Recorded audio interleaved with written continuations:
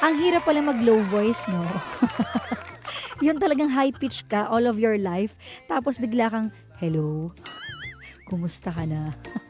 Para yata ang laki ng boses ko ngayon. Baka isipin nyo lalaki ako ha. Ako pa rin to, pre. Ako pa rin po si gandang Kara. Hindi ako si Poging Kara. Anyways, happy Friday. Ang init na naman ng panahon. Sobrang init. Nakakapaso. Kasing init ng pagmamahalan yung dalawa ng jowa nyo. Gusto mo ba yan? Siyempre gusto mo yun laging mainit ang pagmamahalan. Kasi kapag hindi mainit ang pagmamahalan, kapag cold, ang pangit naman nun. Hindi ka na mag-e-enjoy sa love life mo.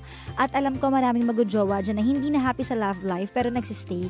Kahit wala na yung init ng pagmamahal, wala. Talagang tinitiis na lang nila. Pero I hope maibalik nyo pa rin ang init ng inyong pagmamahalan. Kanina nagkukwentuhan kami ni Gandang Kara dahil nga mamayang gabi ay meron siyang taping ng Pajak Princess. Oo. Kaso ang problema nga paos siya. Sabi niya kanina, paano ka magsasalita? Tapos nag-practice ako. Sabi ko, good evening, pwede po ba kayo? 'Di ba? Halata. So right after this live, kailangan walang kakausap sa akin. Pero daldal ka pa rin ng daldal. Kaya nga hindi ako pwede magsalita kasi alam mo, kapag paus ka talaga, ang number 1 daw talagang gamot is voice rest, sabi ng doktor. At saka napaka-importante na meron Tulog, kang boses, voices. 'di ba? Dahil sa lahat ng trabaho na ating pinapasukan, lahat ng trabaho ay merong kalakip na pananalita, Tama, 'di ba? Puhunan yes. natin 'yan. Alam mo, ang sarap manood ng mga ganyan, binubugbog yung kabit. Alam mo, tayong mga Pinoy, Perfect. tayong mga Pinoy, pag nakakita tayo ng sinusugod, ang una nating gagawin, bagkus na, oy tama na, bibidyohan. Bibidyohan mo muna. Kasi ang perfect. Para trending. 'Di ba? Di ba ganyan tayo? Yan ang nagagawa ng ng panonood natin ng teleserye. Lalo na kung kasing tapang ni Lena, yung kabet. Ay! Rigor? Paano, te? Rigor? Parang kang hindi si Lena. Kasi pangit ang boses ko. Gaganon na lang ako. Alam niyo na gagawin dyan.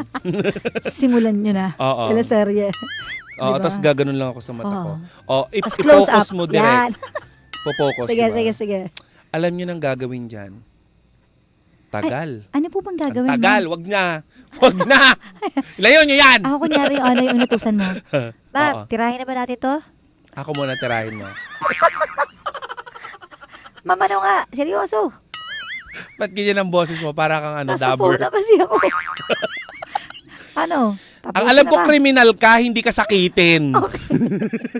Ma'am, napaus kasi ako eh. Anong papagawa niyo, ma'am? Ako ang pinaka-worst na nagawa ko nung nalaman kong niloloko pala ako. Hawak ko yung CD kasi kakanta ko noon. Oh, Sa show. sino yan? Dati pa yun. Yan ba yung ex mong Non-showbiz. artista? Non-showbiz. Non-showbiz. Okay. Dati pa to, bata pa ako. First love ko kasi. So, syempre, parang unang nagmahal ka, unang tinamaan, unang nasaktan. Iba pala yung level of pain kapag unang beses. Tapos sakit agad. Ako dinugo. Dinugo Nung una ko, ay, masakit. Tapos, nung pagkasabi sa akin na niloloko ka, may isa pa siyang girlfriend. Alam mo yung CD na Paano hawak muna ko? na booking? Ha? Sinabi nung bakla.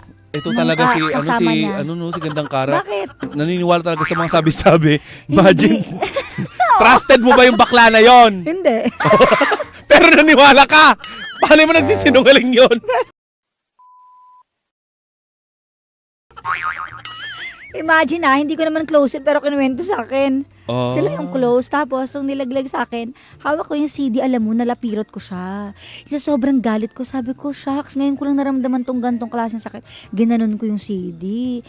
Tapos yung cover ng CD na parang, hindi yung plastic, yung glass. Oh. Nadurog siya. Tapos Nasugat ka? Oo, sabi ko, may superpowers yata ako. Pag kayang-kaya kong gumanon. Okay, take one. Giggle girl. Action! Sige. Bakit parang sinasanibang ka, tay? parang hindi ka na, hindi ka na naaapit eh. Teka lang. Okay na. Establishing shot. Action! Okay. Maghihiganti ako. Ala. Ay, bali. Wala kasi akong boses. Ang hirap umakit. Constipated. Ang hirap maglabas Ganun ng nun. emosyon. Oo, tapos nagdugo-dugo yung kamay ko nun. Mm.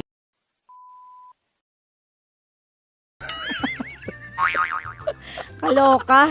Ikaw ba kung may magkakataong ka? Hindi ako manununtok. Talaga? Oo, baka mabidyohan ako eh. Paano kapag sinabunutan ka? Ay, alam mo, matabang ako. Pag nauna ka sa bunutan ako, Doon ka nasusuntok?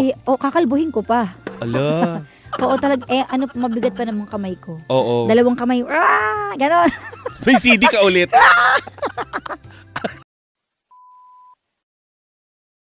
MC. Natatawa ako sa isang comment, ate. Pasensya na, Ano? pinutol kita, sabi Sige. niya. Uy, kilala ko to, sabi. Ano? Ito yung jowa ni Papa Dudot, sabi ni Bebe ko, Tigilan Junkie. niyo ako, hindi nga sabi. Bakit? Hindi kayo magjowa. Hindi siya yung jowa ni Papa Dudot. Kakapanganak lang noon yung jowa ni Papa Dudot. Tigilan niyo. Alam mo, may nag-comment din sa akin yun nung nakaraan. Di ba ikaw yung jowa ni Papa Dudut? Hindi nga sabi. Baka Papa Jack. Tigilan niyo ako.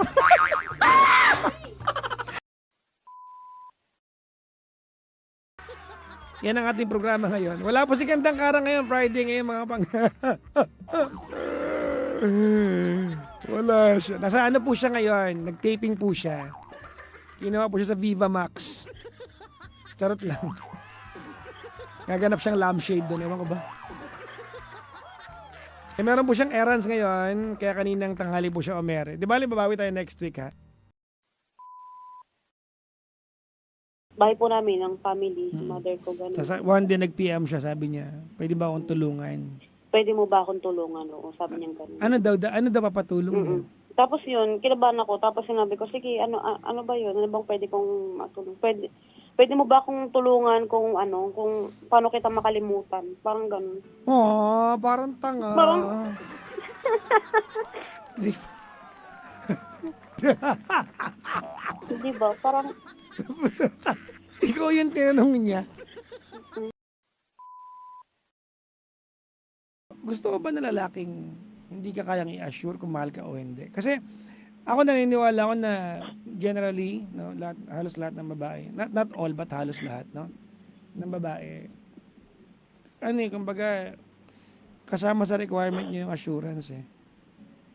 And many times over sa isang relasyon, a guy would have to reassure you of many things. Maganda ka pa rin sa paningin niya, kaya kanyang buhayin, hindi ka niloloko. Those are reassurances eh. Tama, mali? tama po. At ang pinakaunang reassurance ay kung mahal ka na lalaki. Yung pinaka-basic, di niya kayang bigay sa'yo. Oo po, Papa Jackson. Naawa ko sa'yo, pero... Pasensya na po. Okay lang, naawa ko sa'yo, pero... Wala naman tayong choice kundi tanggapin ang reality ng buhay natin. Alam mo yun ang katotohanan ng buhay.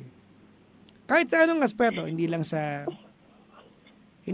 pag-ibig, no? Di ba? Lahat, alam mo, acceptance is the most liberating thing you can do for yourself, no? Ang pagtanggap ay isa sa mga pinakamapagpalayang pwede mong gawin para sa sarili mo. Opo. Pero sobrang hirap po. Yung pagtanggap, halimbawa, tanggapin mong wala na siya, tanggapin mong mahirap ka talaga, di ka mayaman, tanggapin mong, di ba? Everything about you, pag natanggap mo, tawag ito, that's very liberating. Hindi madali, di ba? Pero pag nagawa mo, malaki ang ambag niyan sa ikaluluwag ng pamumuhay mo.